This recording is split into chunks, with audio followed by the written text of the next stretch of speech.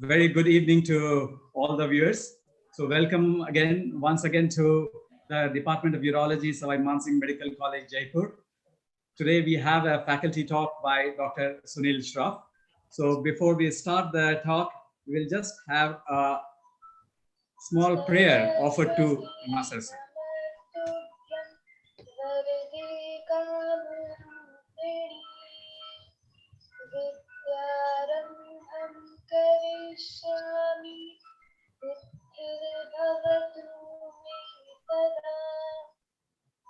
Thank you. So today, this faculty talk is by Dr. Sunil Shroff. We all know Dr. Sunil. He has been a pioneer in renal transplant and organ donation. He is presently the senior consultant urology and transplantation Madras Medical Mission Hospital. He is the managing trustee of Mohan Foundation for almost a quarter century now. He is the president-elect of Indian Society of Organ Transplantation, past president of Nephrology, Urology and Transplantation Society of SAARC countries, president of Telemedicine Society of India. He is also the editor of Indian Transplant Newsletter. He had been the HOD Urology at Sri Ramchandra Medical College in Chennai. He has numerous publications, edited many books, and the various awards he has received. And one of the most probably many of us know that he featured as Karambir on Kaun Banega Crorepati in October 2020. That was a great achievement. And then he has received many awards, which includes Polestar Award in Healthcare, Jindal Foundation Award, British Medical Association Award, Tanker Award, and the Best Teacher Award by MGR Medical University. Sir, thank you very much for sparing your valuable time, and welcome to this platform of Department of Urology SMS, sir. So today we have two special invitees with us. Dr. Rajesh Elawat, we all know him. He is a pioneer in laparoscopic and robotic surgery, probably one of the first to start robotic renal transplant. And presently he is the chairman, Institute of Urology, Medanta, Gurgaon. So he will be joining us soon. And the next invitee today with us is Dr. Ajay Oswal. He is the senior consultant urologist and associate professor at St. Nandalal Dhuth Hospital, Aurangabad. So welcome, Dr. Oswal, to our platform. Thank you very much for sparing your valuable time. So without we would welcome Dr. Sunil Shroff. We all know that end-stage renal disease has been increasing every year. If you say by statistics, it's around 7% per year, and in Asia, probably it is even more. So it's around 10 to 30% every year. And there is a rising demand for kidney donors, and there is a disparity between supply and demand. And this has led to many alternate strategies, which include expanding the donor criteria and also need for better ways of preserving the allograft. So let us hear from Dr. Sunil Shroff, expanding criteria of and marginal kidney, whether to use or not to use the kidney. So welcome, Dr. Sunil Shroff, please. Thank you so much, Dr. Shivam, and good evening to all of you. Good evening, Ajay. Rajesh will join, I'm sure. And welcome you all. I hope the next 1 hour will be useful interaction in a very important area. As Professor Shivam has said, there's a huge disparity and there's a huge gap. And it's going to be impossible to bridge this gap, to be honest. So on one side, we have to increase the demand, increase the supply. And on the other side, we need to do preventive measures, especially for lifestyle diseases. Because the prevention is the way forward. How much ever you do to increase the donation rate, if you really want to transplant everyone suffering from renal failure in our country, I don't think so it's going to be possible, at least not in my lifetime. Maybe Shivam's lifetime, he may see some light at the end of the tunnel. But believe me, the gap is very big, especially with Ayushman Bharat covering 40, or close to 60 crore Indians. And hopefully that scheme will get bigger after the COVID. With the government of India's kind of, now the budgetary allocation on health also has increased tremendously. I think it was 64,000 crores last year, and this year is almost 200,000 crores. So with all that, I think, there is going to be more attention towards all non-communicable diseases like kidney failure. And Government of India already has, put a lot of dialysis centers. They plan to have dialysis centers in all the 732 districts of the country, at least one dialysis center. And then many states like Tamil Nadu and Andhra Pradesh and Karnataka already have all the districts have dialysis centers. So I think, the program will grow as we go forward and demand will only increase. So I'll try and share some slides and keep you occupied for the next 40 minutes. I have no financial disclosures to make. Let me just see if my slides will start moving or not. So as Dr. Shivam said, I'm going to talk in an area which is very specific on whether we can use these kidneys, which are, used to be called marginal at one time, and now they call it expanded criteria donor for disease donation or extended criteria for living donation. So I'm going to take you through the next 30, 40 minutes and tell you about this a little more. So as I said, the gap between demand and supply is widening. So in the Asian countries, especially, the annual rise of the end-stage renal disease is from 10 to 30% every year. And this is further increased because we have a higher prevalence of diabetes and hypertension. On top of that, unfortunately, Indians have a low nephron mass per kidney as well. Kidney failure due to unknown cause incidence is high.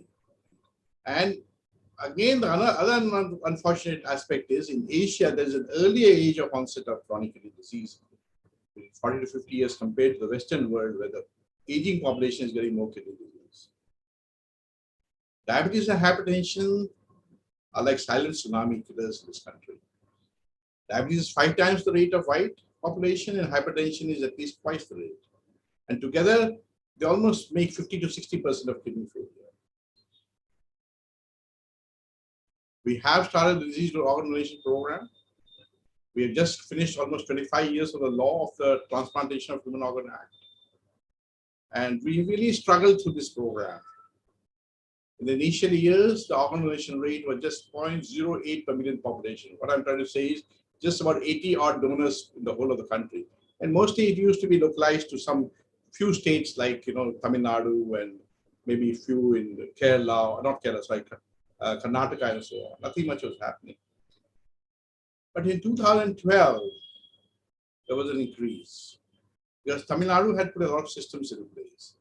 And we had done close to 200 donations, 196 here, and we had 352 kidneys. Come 2017, we had 900 donors. From 200, we went to 900, and we had almost 1,700 kidneys and other organs, of course, like liver, heart, lungs, and so on. So in a span of about six years, the donation rate went up 5 times, from 0.16 to 0.8 per million population. But this is not enough. If you look at the overall kidney donation rate in India, for life, we do 9 per million population. We did the maximum number of living kidney transplant program in the world, by the way, in numbers alone, if you talk. And that data is available on the global observatory. I mean, but when you take per million population, our, of course, rate is lower. We do 9. Disease donation, less than 1, as I said. Overall, we do about 11,000 odd kidney transplants, or 10 per million population. And in the last 10 years, we've done many disease donor, and we've done close to 6,500 kidneys, 3,500 livers, about 1,100 hearts, and so on from disease donors.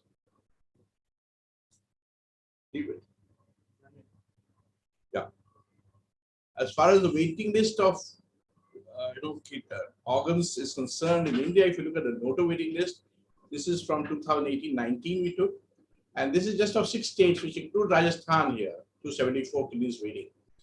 And if you look at the waiting list from NOTO registry, it is about 20,000 patients waiting for kidney.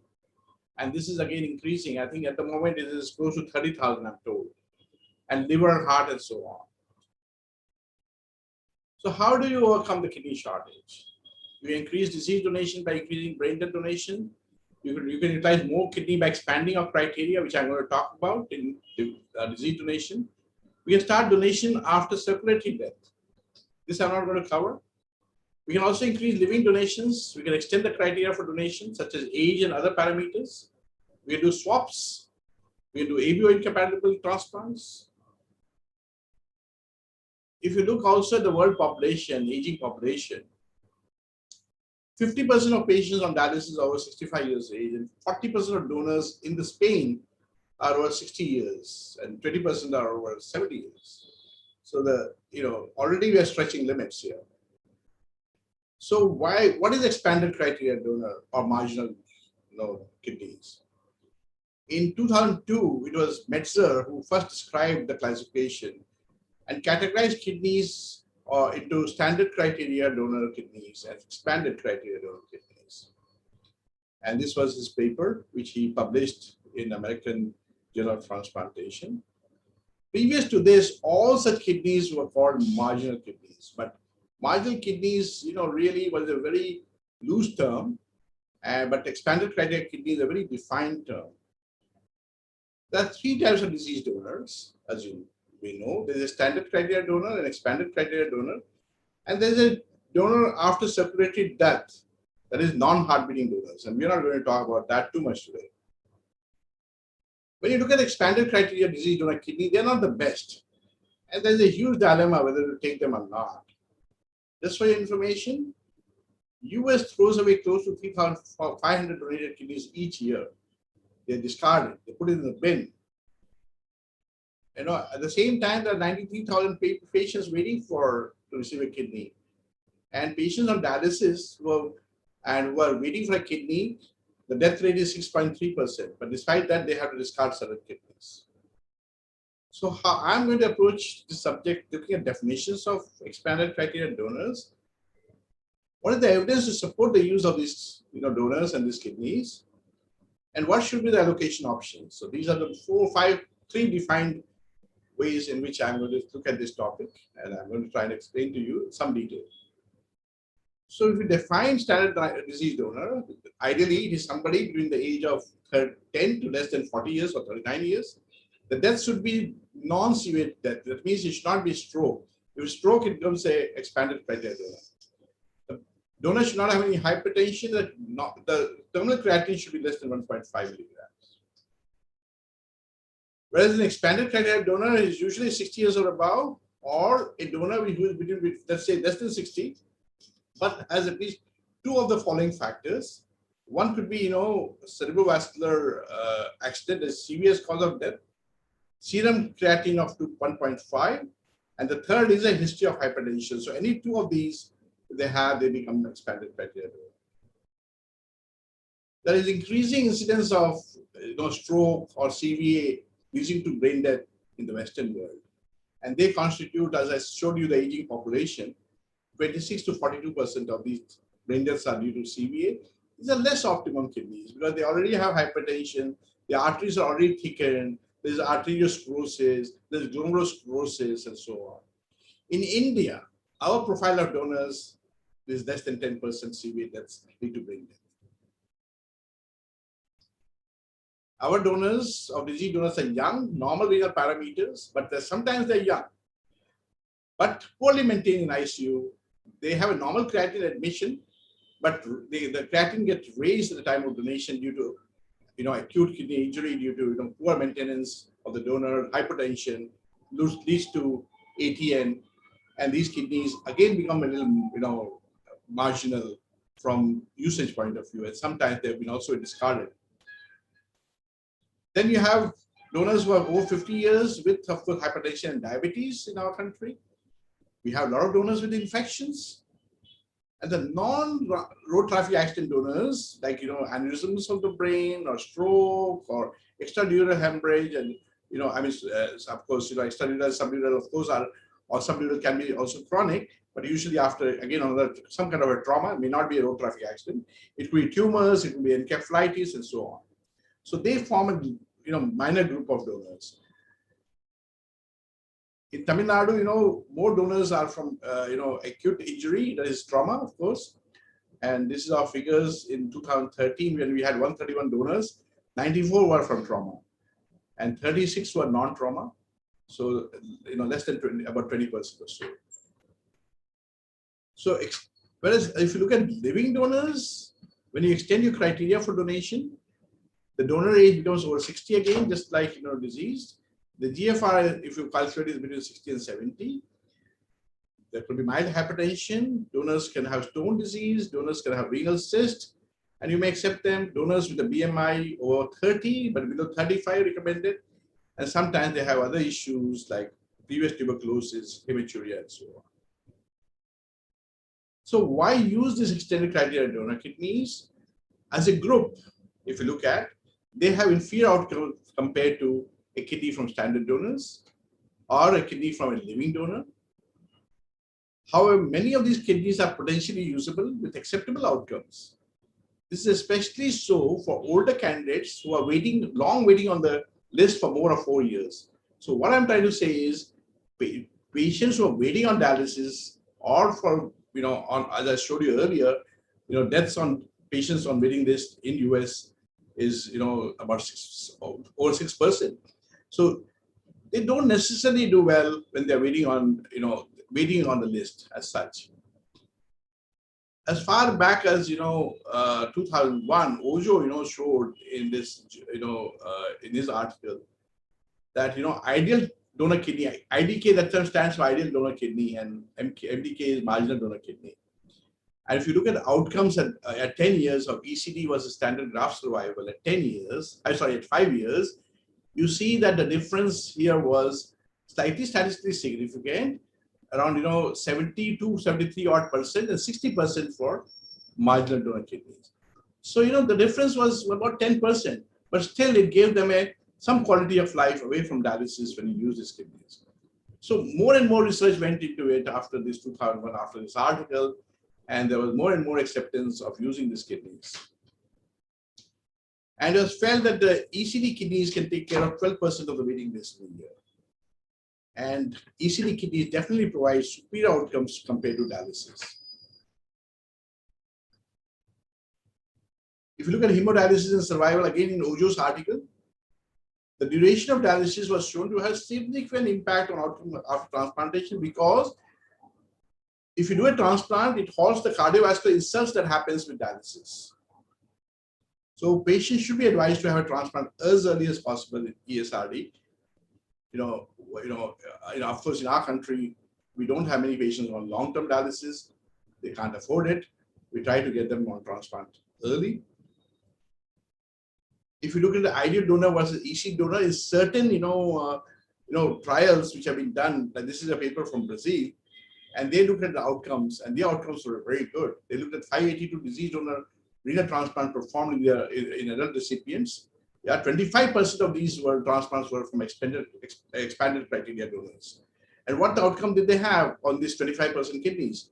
The patient survival at 1 and 5 years was 87 and 92%, 81 and 79, not very different, not statistically significant. And the graft survival was similar. So some isolated units who have been very passionate about how they're managing these ECD kidneys have had quite good results. But these results are not necessarily duplicated in the largest studies from UNOS and Europe. But still, these kidneys are usable. You must also remember, between live donor and disease donor kidney transplant, the situations are very different. In live donor, the donor health is more supreme. Whereas in disease donor, you don't have to worry so much about, of course, about donor health. It's already passed away. In live donor, it is a routine surgery, unlikely surprises on table, but in disease donor, you get all kinds of surprises. In the live donor, donor kidney is usually from the same hospital, whereas in disease, it could be from another hospital. There's minimal cold ischemia, Nikala or Dala, almost immediately. Whereas with disease donor, there could be longer ischemia time, 12 hours, 24 hours, even up to 48 hours. And sometimes the warm ischemia also very long, because sometimes the kidney comes out last in a disease donor. If there is multi-organ retrieval, first heart, then liver, then pancreas, and then kidney. And what happens is kidney is resting, and that gets formed. sometimes, you don't realize when you get a kidney that it has undergone a lot of warm ischemia time, and that, may actually alter the whole kidney outcome. So if you look at, again, the short and long-term risks of a living donor, the short-term peri and post-operative complications also are there, but there's also a donor death, which is not usually reported. This is reported as 1 in 3,200 in the international literature. We don't have much data from India. And there's also donor incapacity to return to work, like hard labor. And if there's a family history of diabetes and the person has a single kidney status after donation, there's an increased risk of damage. And what you must remember is the living kidney donor is a gift of life, and should you avoid the risk of their health. And there is some long-term complications of donor nephrectomies as well, like proteinuria, glomerulosclerosis, and hypertension. And in India, especially with the increasing incidence of diabetes, if somebody donates a kidney at the age of 30, 35, you don't know at the age of 50 what's going to happen, or 45 what's going to happen. He may have diabetes, and with the single kidney status, he may again get into kidney failure. And we've had such patients in our own institutions as well. I'm sure at SMS you must have had some similar patients. So when you're looking at a living donor, you need to benefit. You need to weigh the risks and benefit.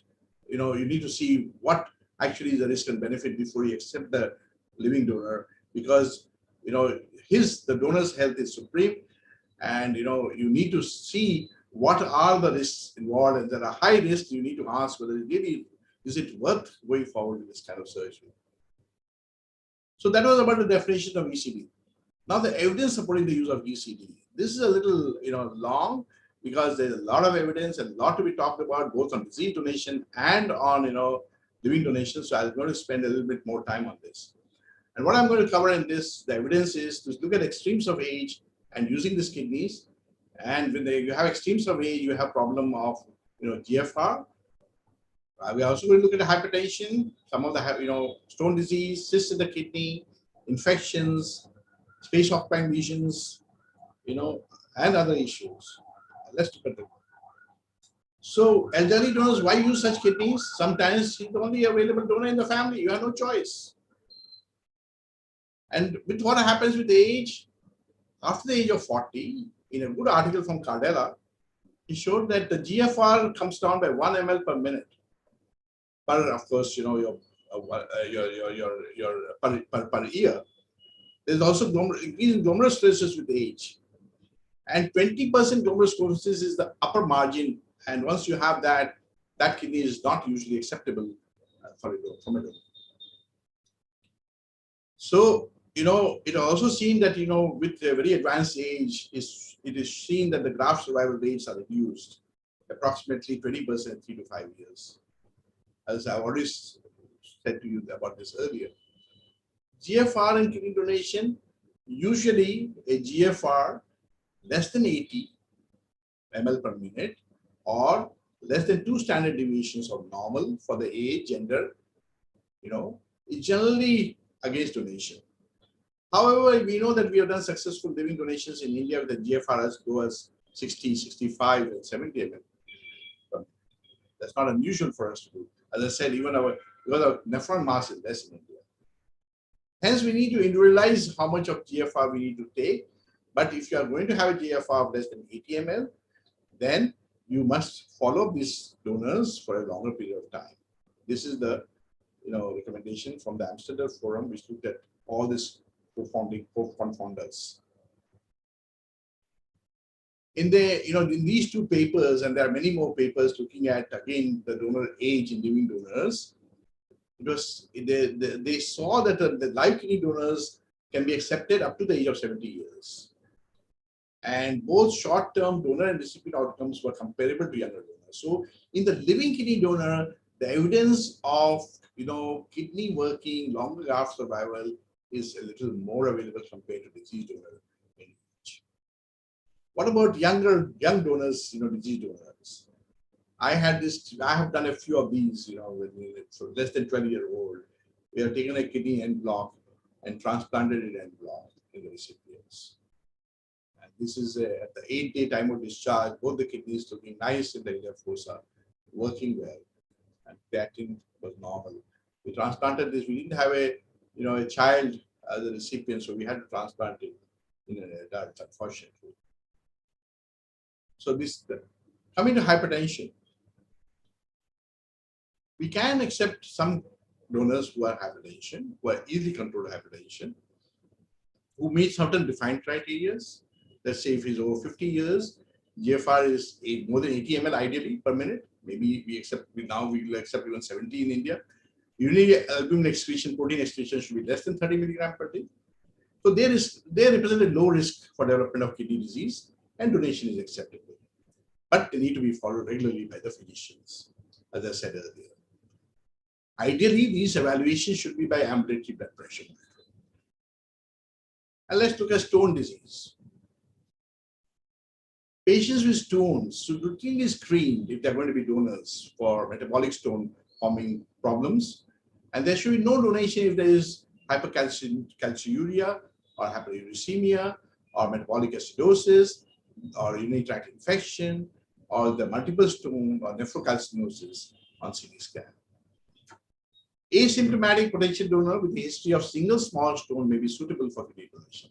This is again recommendation from Amsterdam Forum, who looked at the donor kidneys and outcomes. Cystine stones, high rate of recurrence, big no for donation. Struite stones, infective stones, difficult to eradicate, big no for donation. Inherited other stones, primary hyperoxalurias, distal tubular acidosis, sarcoidosis causing stones due to inflammatory bowel disease, and recurrence of stone, all against an advice of donation. I do know that some of us do stretch our limits, but there is a study from Mayo, a large study looking retrospectively at stone. There were 710 donors with 44 stones, 1 to 2 millimeter stones in 86%, 3 to 6 millimeter in 14%. And CT scans performed at about 11 months after transplant in 14 patients showed 6 patients had no stones, gone. 4 patients had stable stone size. And increase in stone size of to 2.9 millimeters were in 4 patients. There was no loss of transplanted kidney due to stone obstruction in these patients studied. I do know that in India, we've had many discussions on our forums about stones and kidney disease, and we do know that we do take slightly larger stones and we do remove them and utilize the kidney, but these kidneys need to be followed up well. What about cysts in the kidney? Renal cyst is not uncommon at all when you evaluate. More common after the age of 30 years. If you have a cyst which is one side 4 centimeters, you can ignore it or less. But what is important to remember is this autosomal dominant polycystic kidney disease, ADPKD, a hereditary condition, which forms about 4 to 8% of those waiting on renal transplantation anywhere in the world. So these kidneys, need to be better evaluated, and you need to see whether there is a hereditary tendency in the donor, to form this ADPKD. They may not be having many cysts at the time of donation, but they may form it later on. So to evaluate donors, it is better to use an MRI if you have a young donor, but you can combine ultrasound and MRI. And if you combine ultrasound and DNA profiling of the donor, then you can predict almost, about 95% if they're going to develop, ADPKD, So it's a good way of evaluating. And how do you do diagnosis of polycystic kidney in a potential donor? The criteria in young people who are 30 years, presence of at least 2 renal cysts should be there. Whether it's on one side or both sides doesn't matter. They are going to be at risk for APKD. From 10 to 59 years, presence of 2 cysts in each kidney. And after 60 years, at least 4 cysts in each kidney is the minimum criteria to be looked at. If you find this, take them through the genetic evaluation, look for their gene, and then take a call.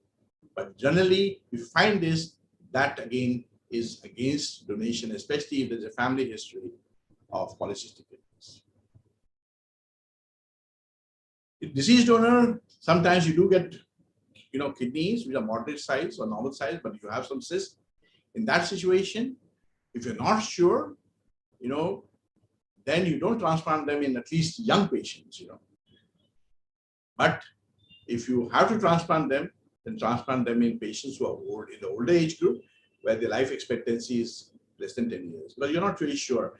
You might find 2 or 3 cysts on the kidney. You might want to excise 1 or 2, but you can't excise all of them. But at the same time, you don't want to waste a kidney, which looks good. The creatinine was normal on the donor, deceased donor, so you don't want to waste his kidneys. So, there is evidence in literature of having used his kidneys. What about infections and these small tumors? Let's look at that. This again is a large group, especially very relevant as far as infections is concerned, especially with COVID in India. So you can follow the European risk stratification for infection. Very well, it's a very good paper. Try and get hold of this paper and donor-derived infection, solid organ transplantation here. And you look at these risks. They are categorized into unacceptable risk, increased risk but acceptable, calculated risk, standard risk, not accessible risk. So let's define what are these. And sometimes this infection transmission can be a combination of human error and misunderstanding of test results also. A test result may not be available at the time of transplanting, and you may have missed it.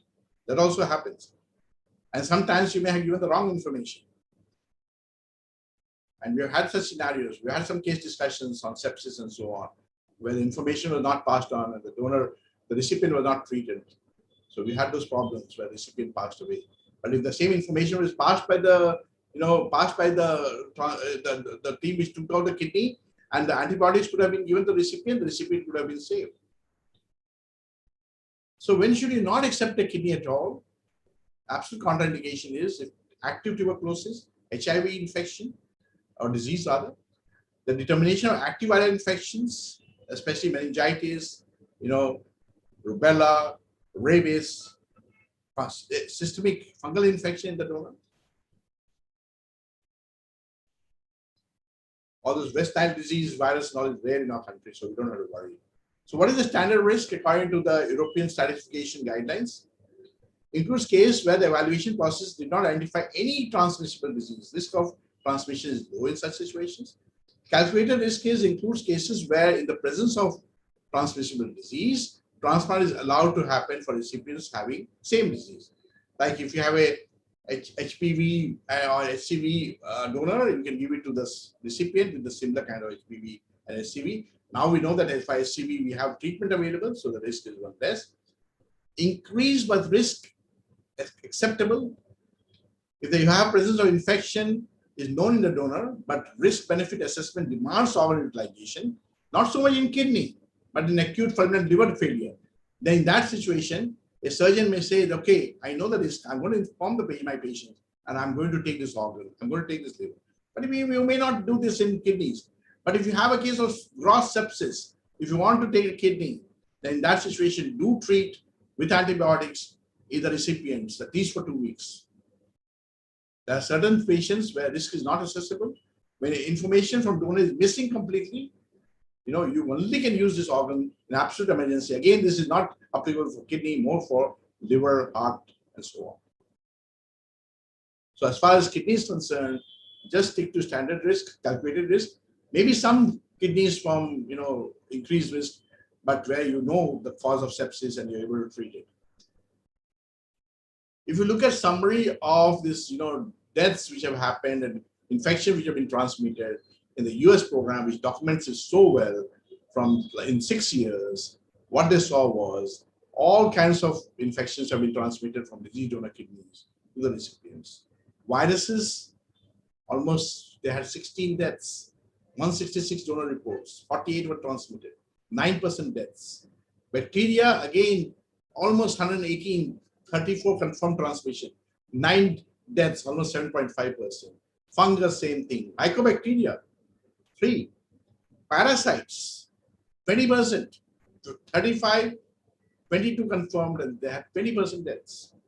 So infection is a problem. These are Australian guidelines, care for Australian, something is called CARI guidelines. Again, they say uncontrolled donor sepsis contraindication. Controlled sepsis donation can proceed, and the recipient should be treated in India at least for, I would say, for 2 weeks, not 3 days. What about tuberculosis in live donation? Active, of course, tuberculosis is a contraindication. Past history of tuberculosis in a potential donor with adequate treatment is acceptable, but the recipient needs to be treated with prophylaxis, with INH perhaps. Donor treated, or what about tuberculosis in live donation? Again, donors who have been treated with tuberculosis require a more specific and extensive examination of the urinary tract, because GUTB is a contraindication to donation, especially if you have a donor who is having pyuria or some anatomical defect when you're done in maybe on an ultrasound or IVP or a CT scan. Then you know that this donor, if you suspect that there is abnormality and GUTB, absolutely no way you take this kidney. Same thing in disease donor, no different. Active TB, no donation. What about viral infections? As I said earlier, infections, there are two infections which are very commonly transmitted in disease donor, the CMV and Hep C virus. So when you do testing for this evaluation of disease donors, you must do screening for these viruses. In India, we don't do CMV, but in Western world, they do. They also do HTLV routinely. And any donor with aseptic meningitis, you should consider rabies. We've had one such case in Chennai, of rabies, where the recipients died. And Guillain-Barré syndrome also, if they have had previous infections like Epstein-Barr, mycoplasma, and so on. Dengue, very prevalent in our country. Number of fatal cases worldwide is almost 20,000. The most dengue is a arbovirus, which means it is transmitted by transmitted by mosquitoes and ticks. So then 2 is the most common. The dengue viremia lasts for 9 days almost. The chikungunya viremia lasts for 7.5 days. And the viral loads is significantly higher when it is IgM is negative, but when IgM is positive, then the viral load will be low, because that means the patient has responded to treatment or the patient has overcome the infection. And there are other viruses also, especially chikungunya in our country. Chikungunya again is common. And the presentation of infection seems to have presentation kidney transplants similar to those seen in general population, with no apparent damage to graft. So chikungunya again, transplants have been done in patients who had chikungunya, and also chikungunya infected kidneys also have been taken. And there's also a report of a Zika virus positive donor, with no rejection and graft failure, and kidney was taken. There's a report from Brazil on dengue. There were 10 cases they saw. 5 of the patients needed hospitalization. 4 developed hemorrhagic fever, and dengue serology was positive in all cases, but no patient died. What we do in India is whether to accept such kidneys or not is up to the transplant team, whether you want to take it or not. It's your call. But the evidence is there in the world literature, especially from Brazil, another endemic country, and they have been, in one of the reports there were no deaths. But if you have a dengue donor, who has crossed, 10 days period, and then, gone on to have death, and if the serology shows that, IgM is positive, high titers are high, then in that situation, you may consider taking it. But again, the call is with the transplant team. Again, influenza virus infection, donors who received adequate viral therapy can be considered for, kidney donation. Syphilis is not a contraindication to organ donation. You can treat syphilis, so it is for toxoplasmosis. Threadworm, again, be careful of hyperinfection syndrome.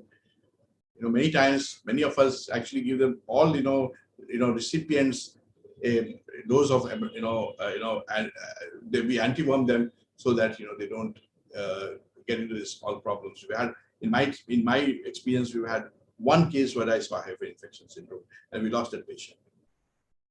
SCV is now treatable, so we don't have to worry. They're trying to give from SCV, positive donor to SCV negative recipients also is being tried in the Western world now, because you can treat SCV now infections. What about COVID, which is around for now for last almost 1.5 years in this country? So these are the ISOT recommended guidelines which we published in Indian Journal of Transplantation recently. And what it says is there should be complete symptom resolution for at least 28 days, 2 negative RT-PCR test, normal CT chest X-ray 24 hours to 72 hours prior, and adequate pre-transplant screening with multidisciplinary team involving in cardiopulmonary specialties. If you do all that, then you should, be able to take. And the standard drugs are used. There's nothing specific as far as immunosuppression is concerned.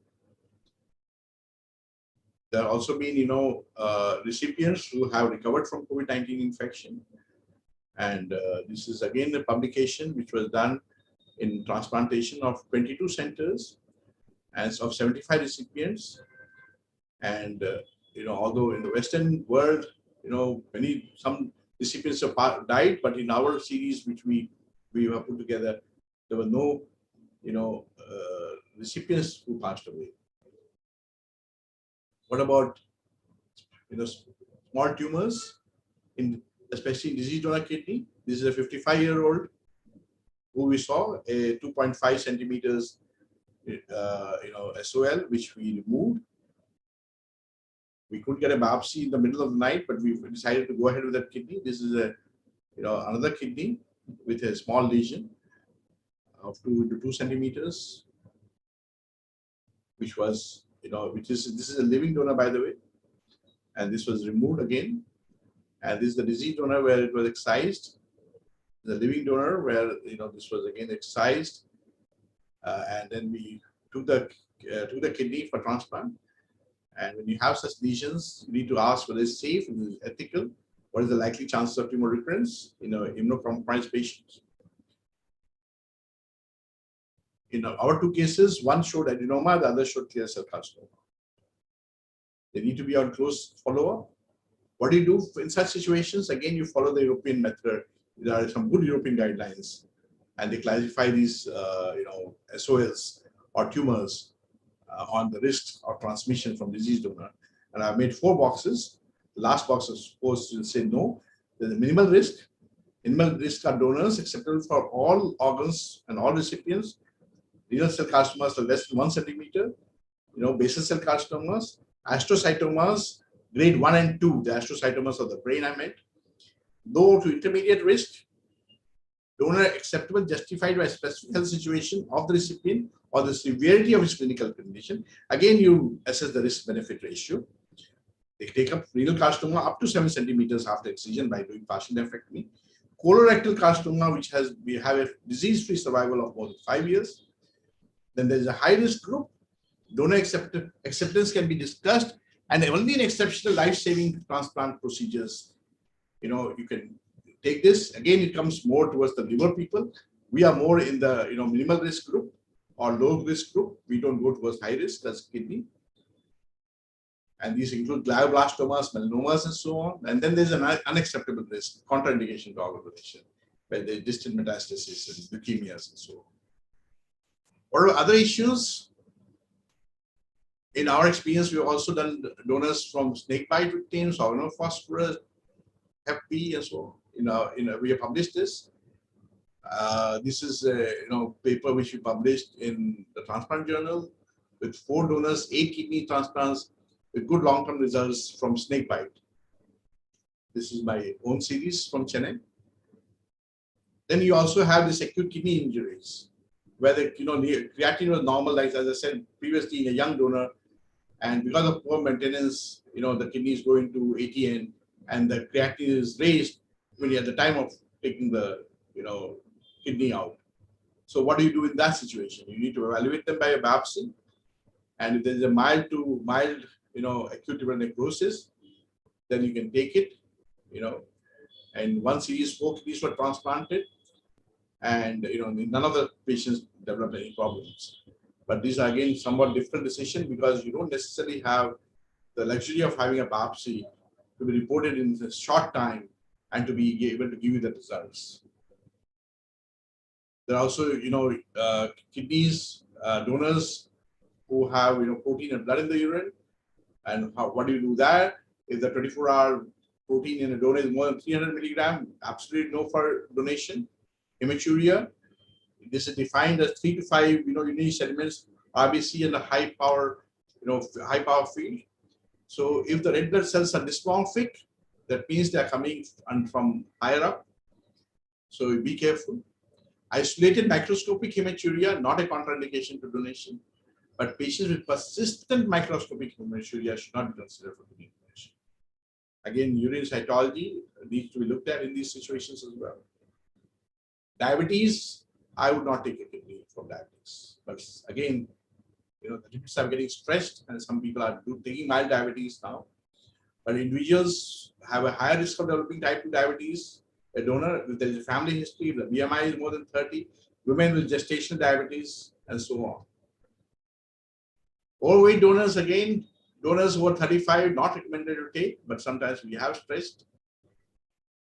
Multiple arteries leading to surgical dilemmas, not much evidence is there actually in literature on this. But, we know that about, 15% have multiple bilateral artery, 15% have multiple arteries on both sides and so on. But the last 10 years, there have been increasing experience with multiple arteries. And if you have multiple arteries, there is risk of bleeding and, ischemia time is a little more. So that's why, it's a little bit more riskier. So what is suggested is that if you have more than, up to 3 arteries, you're okay. But, taking 4 or more arteries, you cannot be very safe. So we normally would advise to take up to 3 arteries in a living donor situation. Whereas in a diseased donor situation, you can take it all on a patch. You see, there are 4 arteries, but all on a patch. And I have done this something similar in my own practice also. A long graft from the external iliac artery. NOTO guidelines are a little bit, I think, out of line with the international guidelines. They don't accept a lot of things, in the NOTO guidelines, and this needs to change. So this is the last part of my talk. I think, I'm just coming to the end. What are the allocation options in this? So over the last 15, 20 years, to increase the utilization of this, ECD kidneys, a number of pre and post procurement processes have been put in place. And the 2 most common, way of assessing the kidneys are called Kidney Donor Risk Index, which was actually published by Rao in the West. And this was further refined and revamped, and now it's called Kidney Donor Profile Index, KDPI. And as we do more and more diseased donor kidneys, we'll have to take, cognizance of looking at this Kidney Donor Profile Index, especially in the elderly donor population. Although I don't think so many of us are practicing this in India, but I think the time has come to start looking at this. And the KDPI looks at 10 donor factors, takes into account. The lower the KDPI is associated with longer survival. The higher the KDPI, more than 80, lesser survival. And the 10 factors we are taking into consideration are age, height, weight, ethnicity, history of hypertension, history of diabetes, cause of death, serum creatinine, hep C infection, whether it was donation after circulatory death. And they have looked at 70,000 data before compiling this altogether. There's an online calculator available for KDPI, to calculate that. And this is available on the site of OPTN, an American site. And if you look at the ECD graft survival, and if you look at as I said earlier, if you look at these survival graphs of up to 10 years, if you see that, the blue line, that is 0 to 20%, low KDPI, graft survival is 11.5 years, as you see here. This is here, graft survival is good. Whereas more than 80, when it is 85, the graft survival is poor at around 30% at 10 years. So this is a good way of predicting how long your graft is going to survive. But KDPI alone cannot be taken into consideration because there are so many factors which makes the whole kidney donation more complex. And there are also recipient factors, you must remember. So just taking KDPI on its own sometimes only leads to more kidney discards. So it was felt that if we can do biopsy of the kidney along with KDPI, it's always a better way of assessing this kidney. And doing a pre-implantation kidney biopsy, it is, if you do that, you can assess parameters and look at the graft survival. You can look at glomerulosclerosis, arteriosclerosis, high-line arteriosclerosis, and so on. So, but, again, this was being debated, but is getting more and more established now. And Remuzi in his paper, again, published in 2006 in New England Journal, and he really, established the criteria for which kidneys should be used and which kidneys should not be used. And he said he was looking at this more from the point of whether you should, whether there is, higher numerous sclerosis, whether you should use, dual renal transplant in the same patient from disease donor. And this is why he produced this paper. And he says that you should use a biopsy gun needle of 16 gauge, and you should get 40 to 50 glomeruli for assessment. And one should look at vessels, glomeruli, tubules, and interstitium. And he gives a 0 to 3 score for each component of these, components he has. So there is a, 0 to 3 for vessels, 0 to 3 for glomeruli, and so on. So total score is 12. And if the score is less than 3 or less, then you put a single kidney in each. If the score is 4 to 6, you do dual. And if the score is more than 6, you discard such kidneys.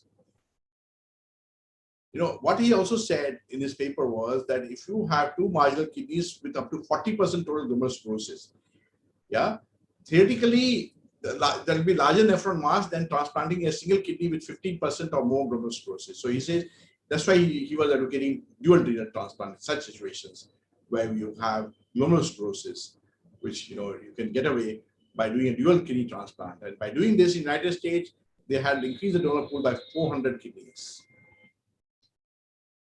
Machine perfusion has definitely a better kidney preservation, especially if the cold ischemia time is long. And there's a level 1 evidence on this of reduced gray graft function and improved graft survival. If you're retransplanting, again, be very careful in using these ECD kidneys. The immunosuppressions on these kidneys, ECD kidneys, should be moderate. It shouldn't be, very, high level of immunosuppression to, sometimes can damage the graft more. So recommendation for utilization of these disease donor kidneys: retrieve all the kidneys. If it's visibly small, scarred kidneys, you should discard it. You should use KDPI along with biopsy in some of the disease donors. If they're over 60 years, if their age is over 50, but the creatinine is 1.5 or higher. If there is advanced, sclerosis, fibrosis, 20% or more, discard, and allocate these kidneys if you want to older patients, diabetics, avoid sensitized patients, minimize cold ischemia, avoid obese patients when you're allocating these kidneys. You should not allocate these kidneys to younger patients, younger than 40 years. Younger patients who have substantial potential to gain in life by years are better off waiting on dialysis for a standard donor rather than getting an ECD kidney. And it is hoped that in future molecular phenotyping will be used along with KDPI and biopsy to assess these donor kidneys for better outcomes, especially the rejections and so on.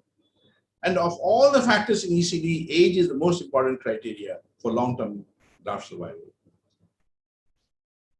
So just to put it in a very mild manner, to explain, and if one message has to go, remember, the remaining life years can be equated to remaining miles to travel. What I mean is remaining life years of a kidney can be equated to the remaining miles you need to travel, let's say by car.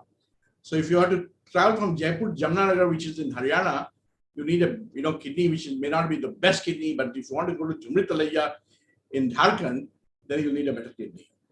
So if you want to go to Jumri then you get a nice, this convertible car, nice kidney. But for Jamnagar, you can manage with even a not such a great car. So in conclusion, friends, the universal organ shortage, we need to maximize the use of donor organs. Expanded donor or living donors can help to take care of some of the problems of shortage of organs. Old kidneys should go to older patients, young kidneys should go to younger patients. These are some of the recommended readings I've brought for you. And thank you very much. I hope this was all useful. Thank you very much, sir. That was a wonderful deliberation on the expanded criteria of donor kidneys, which is very important today because we have a big disparity between the supply and donors. And I think even if this graft survival is less with this expanded criteria, but it is much better than those patients who are on regular dialysis. Absolutely. So definitely that is one of the important. And the other thing that you said in the last one or two slides, that yes, elderly kidneys should go to elderly patients so that they do not have to wait for longer period in life. So that was so. Thank you very much, sir. And we have Dr. Rajesh Elawat with us. So welcome, sir. So I would request your comments, and then I would ask Dr. Ajay Oswal to give his comments. So, Thanks, Shivam. Wonderful talk, Sunil. So I think one of the main things that I have always hated people taking diabetics or even pre-diabetics as a donors, especially in life situation. You have emphasized that, and that's one of the very important message that should go to everyone. That number one, that although the presentation was mixed, one has to, in Sunil's case, he has a large chunk of cadaver donors, cadaver grafts available to him. So, that's why he keeps on thinking of both the criteria, especially in a place like Jaipur or in Delhi, where the cadaver grafts are limited and you mainly rely on live donors. I think the most important thing is to just rely on, they just have the basics of the live donation and forget about the cadaver donors. And that has been one of the main things that he has emphasized, is never ever take pre-diabetics or even pre-diabetics, not even diabetics. SOLs in these kidneys with today's imaging, again, a problem more in cadavers than in live situation. But if something happens like that, then probably they should be taken up with a frozen section at the time of on the bench. COVID, we have a criteria of a month, 2 months, and 3 months. Those who have recovered at home with no symptoms, wait for a month. Those who have required oxygen, never operate or never give anesthesia to them for at least 2 months. And those who have been visited ICU, never ever accept them before 3 months. So 1, 2, 3 formula for COVID is pretty much clear. The main thing is about elderly donors, So our thinking has been on slightly variance with what has been discussed. So elderly donors, biological age is more important than the chronological. It's not 65 or 70. How a patient looks. A patient for somebody playing golf at the age of 75 is much better than any 755 who have had a CVA and has had a stenting. So biological age is important. And moreover, when you take elderly donors, even if a GFR is slightly on lesser side, you have 2 donors in the same family. One is a 65 or 70 years with a marginal 65 or a GFR of 65 or something, with a creatinine of good creatinine and has a good quality of life. And you have another one who is 35. Again, you have to decide, which is a right donor. And many times you explain to the family that an elderly donor could be a better donor for you. He would not be available to you 5 or 10 years down the line. So even if he gives you first 5 years or 10 years with the graft, by the time the younger one maybe, has lived another 10 years and would be much safer for you, even the younger one. So, that kind of jugglery or common sense one has to use rather than any fixed criteria. So common sense is the best sense many times in these things. And as far as the small stones are concerned, very tiny specks that you pick up on CTs, these grafts, when they are separated, in donor and recipient, you have double the urine output from the same kidney. And almost never you would ever see these stones growing or coming back. So, these are a couple of things that I would like to share in addition to what has already been said. Thank you, sir. Thank you very much.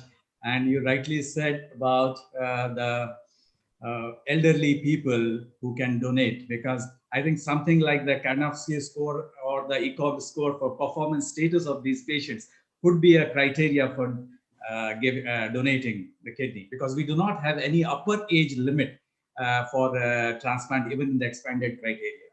So that performance status probably could be one of the criteria, whether he can donate or not. So now I would invite Dr. Ajay Oswal to give his comments, and then we would open up the question answer session. Dr. Ajay, you are muted. Please unmute yourself. This was an excellent and enlightening talk by Professor Shroff. And on top of that, Professor Rajesh Elawat guided us far clearly. So I was lucky to have both these professors guiding all of us today. What I would suggest the younger colleagues and residents is to read a lot of guidelines. Then there are a lot of discussions going on in various forums. So participate, or at least observe what is being discussed, what is being said, and what is being done to understand these situations better.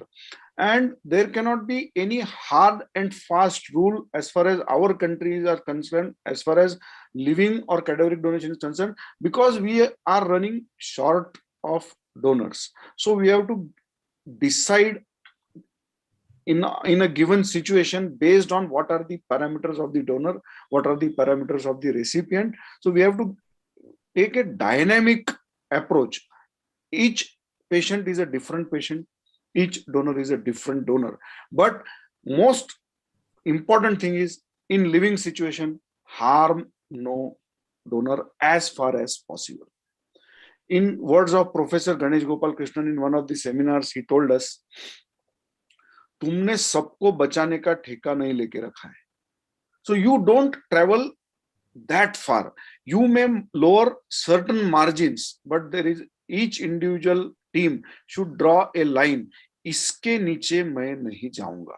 If you want to go, say, like Professor Ella was saying, if you want to take diabetic donors, I would say don't take it. But there are certain teams who take diabetic donors. Like that. So selecting a donor is a dynamic thing. Each case, each donor, different. Thank you, sir. Thank you very much. There is one question from one of our residents. He is saying, what about the non-related live donors? Because if you want to expand the criteria, again, this is again a debatable issue. So our law of land clearly allows living unrelated donor. But the only provision is there should be no transaction of any sort, na cash, na kind. So, and we see prominent celebrities or politicians undergoing living donor unrelated transplants. So law allows that. The only thing which is not permissible is transaction. Having said that, the definition of near relatives in our law is quite restricted. माँ बाप, भाई बहन, पति पत्नी, बच्चे, दादा दादी, नाना नानी. Everything else like mother-in-law, brother-in-law, uncle, मौसी का लड़का, मामा का लड़का, चाचा का लड़का, these are available donors, but they come under category of unrelated donors. So they are permissible by law. Any comment from Dr. Sunil or Dr. Rajesh about? No, they are. Rajesh, go ahead. Yeah. Sorry, Sunil. No, they are not unrelated. I think you are mistaken. They are distantly related. Sir, today's fingerprinting. Law allows only just a moment. Fingerprinting is done in these patients to even prove we send all these distantly related people for fingerprinting before they can be accepted. Unrelated donors are classically those you see in politicians, or my servant or my driver, and my I have supported this person for a long time. So those are the kind of things that you see when it is unrelated. So unrelated, distantly related, and first degree relatives. There are three different categories. For practice, there may be three different categories. Our law says only two categories of donor: near relative, living unrelated donor. Law says only two categories. In practice, we say ये चाचा का लड़का है इसलिए ये distant relative है. He is not near relative. But law, as per law, the definition of near relative is clear, and everything else apart from that near relative is categorized as unrelated living donor. Yeah, so it's your judgment actually. There is a transaction even between brothers. You always that that is a So, totally different topic altogether. absolutely. So, how you prove that you are within the law is your conscience and your safety. So you have to satisfy two things: that you should satisfy yourself that your conscience is clear when you are doing this. Now, and number two, that you should be able to prove legally that you are not doing wrong. So even if your conscience is clear and legal process catches you, it's not safe. So, you have to do two things: keep your conscience clear and follow everything legally. So, you have to be safe if you want to survive long, like Professor Shroff has done in this game. Okay.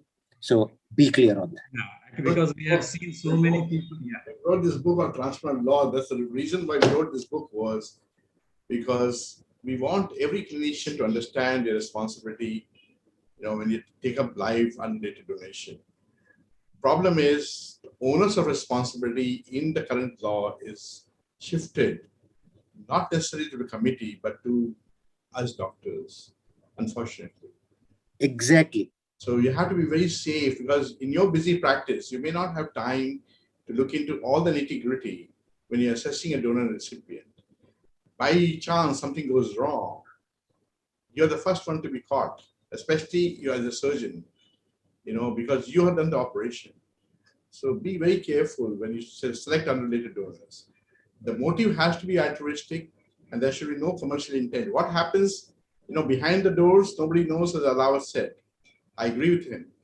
But to be satisfying yourself, you don't have necessarily time, especially if you're running a busy practice. So that's why you need to have a very smart team under you.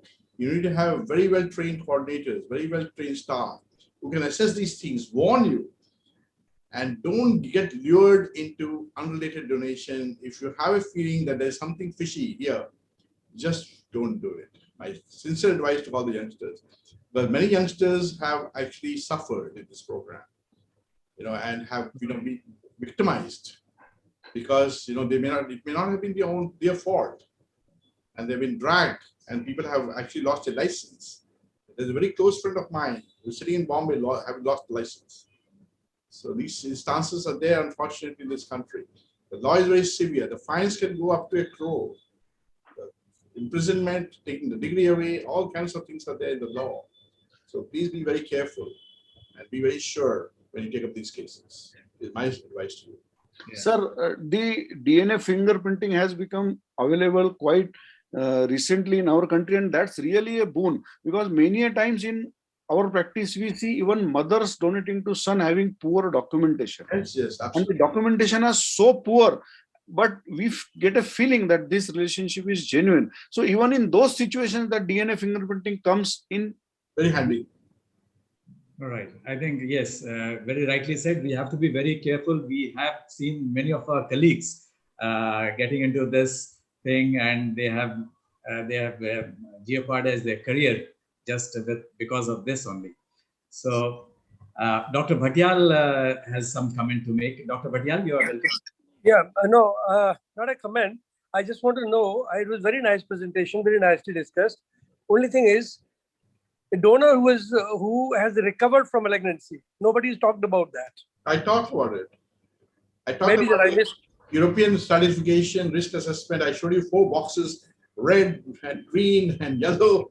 So I showed you those boxes, and they are well documented. So astrocytoma, grade 1, 2, low risk, glioblastoma, high risk of brain, treated colorectal cancers, past 5 years, or breast cancer, low to intermediate risk, RCC 1 to 7 centimeters, low to intermediate risk.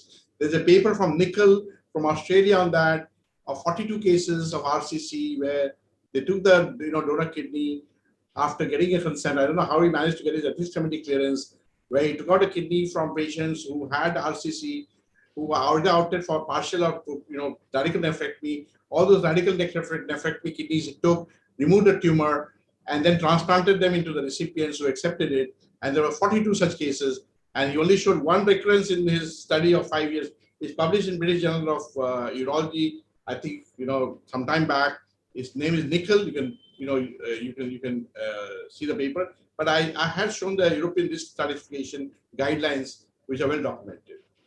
What have you to say about a case of CA prostate who has undergone a radical prostatectomy, is fully cured, and he wants to donate his kidney to his wife. Both are doctors, same age group. So you have to prove that he is fully cured, and that will again come into the, the risk will be a high but acceptable risk. If he is shown cure after 5 years, then you can take the donor if you wish, but again, it will be in a high risk. The consent form has to be different. Have you done such case, Dr. Bhatia? No, I'm just, there's a patient, there's a friend of mine who's waiting. He has got CA prostate, and his wife is required a kidney, and there's nobody. I can show you the slide again, but this is well documented. If you want, I'll send you the paper. And they've done some excellent work on long-term follow-up these cases. And I can send you the link to that paper. Do have a look at it. So thank you very much. Thank you very much. Both for infection and for malignancy, the stratification has been done very well. Yeah. Good. Thank you very much. Dr. Ajay, if you yes, please. Yeah, sir, I want to know from both these stalwarts, what is your opinion about taking a donor who has incidentally detected jejunal gastrointestinal stromal tumor, underwent surgery 1 or 2 years ago, and now wishing to donate kidney to his son? It's very specific, very rare. I admit that it is a rare situation, but we are facing it. But Rajesh, have you done something like that? And no, I think it's too vague presentation. Gastrojejunal tumor of what kind, what grade. Probably a medical oncologist would be a better guide. But let a medical oncologist say that he's cured or not cured. I think that let's take a legal stand on that. And if he says that he's cured, you can safely do it. If he doesn't say, then probably stay away from it. So it all depends on, again, jejunal tumor, high chances of spread, and I would put it on a higher risk than, low risk. I wouldn't definitely put it on a low risk. I'll put it on a higher risk before you take it. And I think 1 to 2 years is a little short at time. 5 years minimum would be good. Sir, GIST tumors, that is gastrointestinal stromal tumors, are tumors of low malignant potential. And very unusual to have met. Yeah, I have no experience, to be honest, on this. What I'm saying, that you go to the medical oncologist. You can call me a stalwart, but I have no experience on that. So you're the stalwart here. Right. I think better to go to medical oncologist and take his opinion whether he thinks that it is cured, rather than take your even on paper he should write that he is potentially cured and you can go ahead. No, but I think Ajay, you better look up the world literature. I'm sure you'll find some instances. Right. So, sir, you educate us when you find something. Yes. What about, sir, about taking young donors? Like we have quite a lot number of patients with increased infant mortality and with the childhood mortality. A lot of these donors can also be taken in expanded criteria. Is it possible to take these children also? Young what? Say it again. Children after brain dead. Yeah, of course. Till now, we are not taking these. No, you should take. I have taken donors as young as 2 years. And I've taken donors as old, young donors. I've done at least half a dozen, if not more, kidneys, and they all work very well en bloc. In disease donation, it should not be a problem. In disease donation, it should be not a problem. Ideally, if you can give to pediatric will be ideal. In fact, we have been telling the government of India that all pediatric donors should get pediatric recipients, and pediatric recipient waiting list should be there, but it's not there. We are putting into adults, but I have done about 6 of them, and they are very easy to transplant, and they are very good fun to transplant because there is a lot of bench work to be done, where the IVC has to be closed, the IVC and the aorta has to be closed on one side. Make sure and then you put both of those IVC and aorta on your common iliac or an external iliac, and it's a wonderful transplant surgery to do. It's very enjoyable actually. And you get 2 ureters to operate. 2 ureters to do as well. So it's a good surgery. We need to have more of such patients, maybe. Yes. Yes. Because in fact, I had a mother who had encephaly twice, and she wanted to donate. Unfortunately, we couldn't take because we couldn't define the death criteria in that. Achha, you talked about the pre-implant biopsy in these patients and to find out the degree of glomerulosclerosis. But again, this is a debatable issue because there are some papers which say that if there is a biopsy and glomerulosclerosis, the chance of graft survival becomes even less than those who have not been biopsied.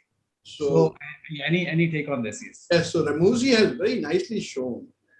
he's done some pioneering work on this stuff, and his paper was published in New England Journal in 2006. And he has very well defined, and he's given a score to it. And he takes a 16 gauge needle and does a biopsy, minimum 40 to 60 glomeruli. He will look at it, and then he'll see the glomerulosclerosis.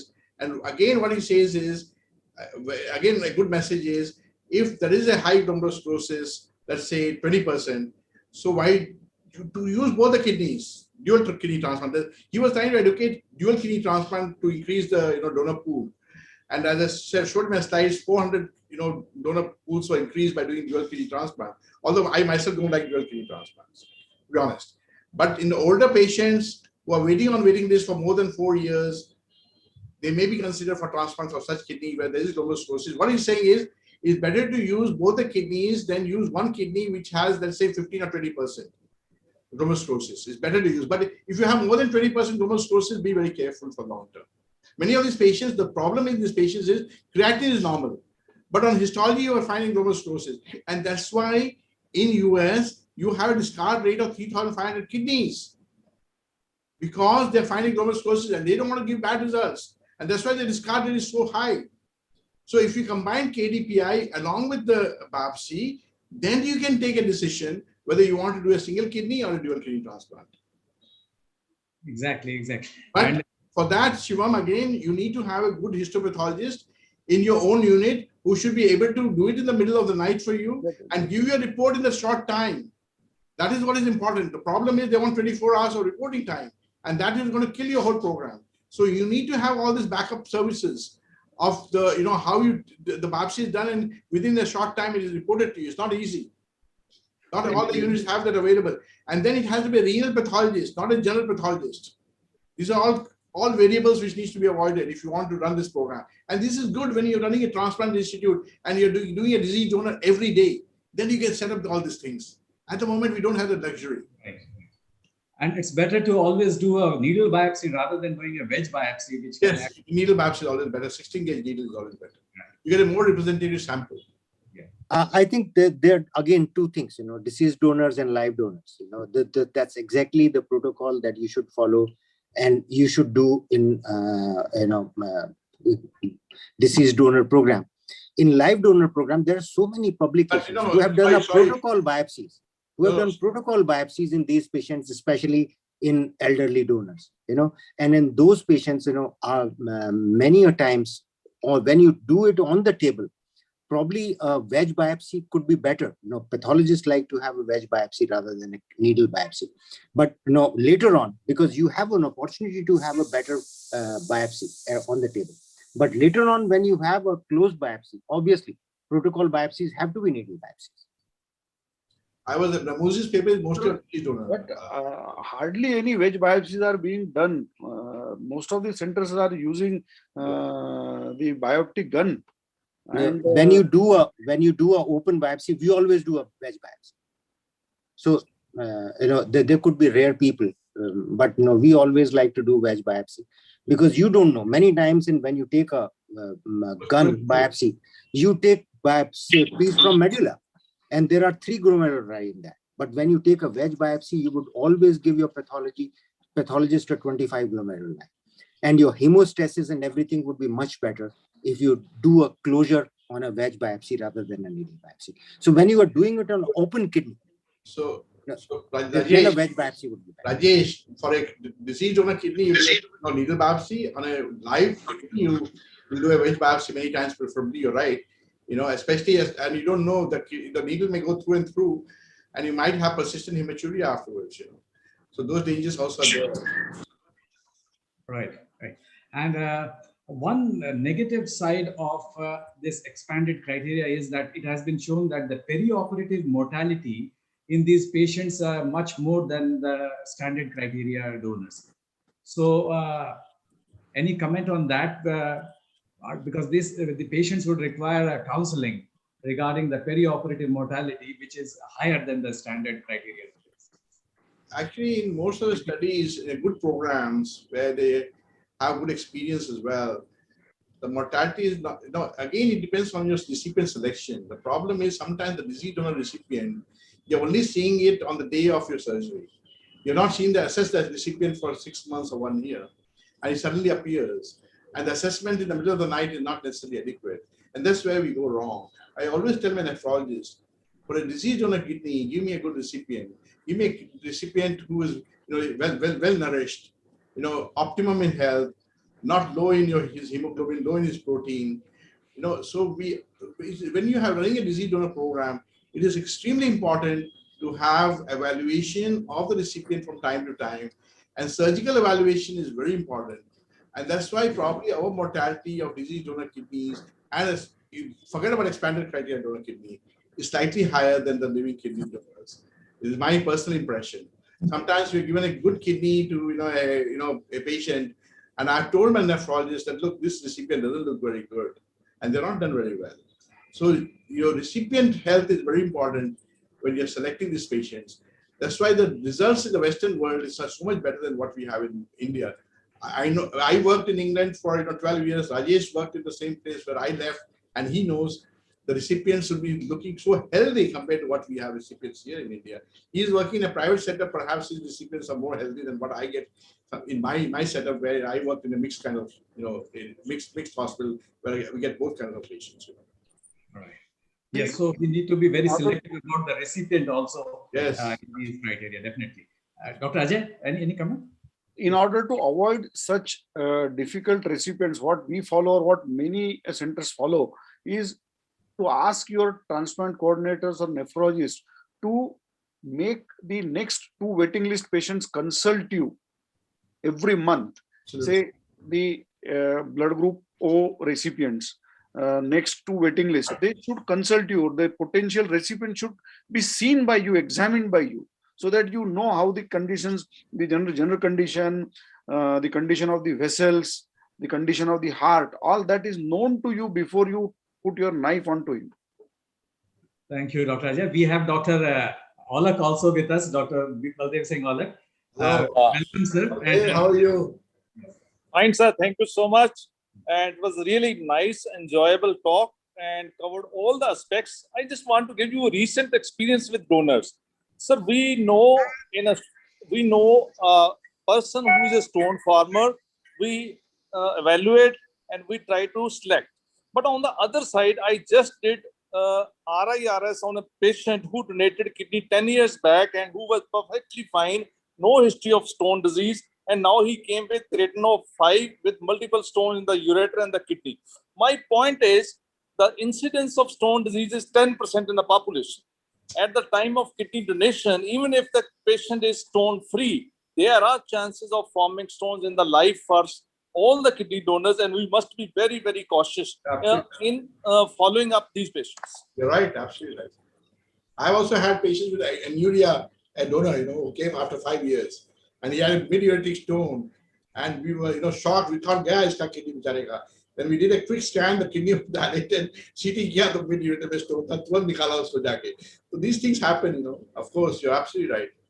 And that's why donor follow-up doesn't happen in our country, unfortunately. Yeah. And if it doesn't happen, these things are the ones where we land up with problems. Yeah. So donor follow-up is very, very important. What most of the transplant centers are practicing in our country is, for those transplant surgeons, the transplant is fill it, shut it, forget it. The transplant surgeons never see those donors and recipients again till the time there is a complication. You're right. So what I follow as a philosophy is, donor nephrectomy is a point of no return. There is no time today. I would like to briefly highlight 3 cases of my career rather. We are slightly exceeding the time. So some other day. So I have faced 3 donor life-threatening situations few years down the line after donation. So donors should not be taken lightly, should be followed up. Thank you, sir. Thank you very much. Shivam, another point. A donor from Rajasthan came with aspergilloma asymptomatic in the chest. No other thing, totally fit. There was no donor. After pursuance, we really did donor nephrectomy in that, and so far he is doing fine. So these are also rare cases where we have to do, donor nephrectomy. Thank you, sir. Thank you very much. Thank you, Dr. Sunil Shroff, for a wonderful deliberation. And thanks, Dr. Rajesh Alawat, Dr. Ajay Oswal, and Dr. Bhatyal and Dr. Olak for joining us. Thank you very much, sir. Thanks, sir. Thank you very much. All the best and be safe. Thank you. Good night. Thank you. Wonderful meeting. Shivam. Wonderful. Thank you. Congratulations. Thank you very much. And one last request. I have just posted one small survey. We are doing it on telemedicine, practice in urology. My request is to get some, one of the interns is doing it. She's from Rajasthan, in fact. She's doing it as a thesis. So please, help her in getting as many answers as possible. We've sent it out to all the urologists. So far, we've only had about 80 odd responses. But Dr. Shivam, please forward it to some of your department. And I forward it to my group also. And I request all the viewers here to please, this is in the chat box and I would put it in the group also. So please take this telemedicine survey from Dr. Smith. Please, thank you. Thank you, sir. Thank you.